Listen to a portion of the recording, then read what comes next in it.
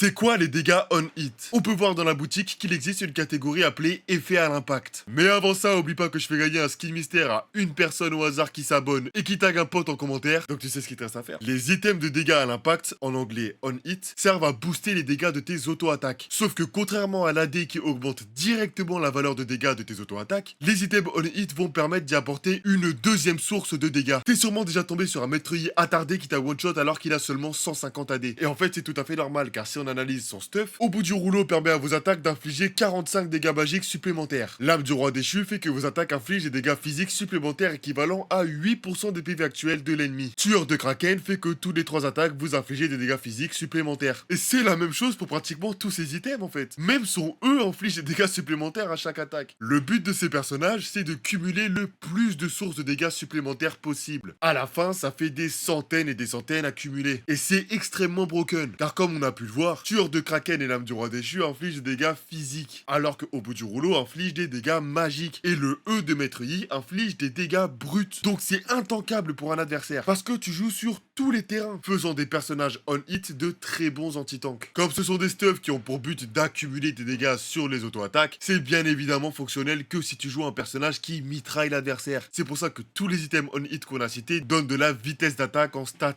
et il en existe plein d'autres. Les stuffs des personnages on-hit sont généralement les mêmes, puisque la quantité d'items est très restreinte. Pose-moi tes questions en commentaire et j'y répondrai dans la prochaine vidéo, et si tu veux participer au concours, pense à t'abonner.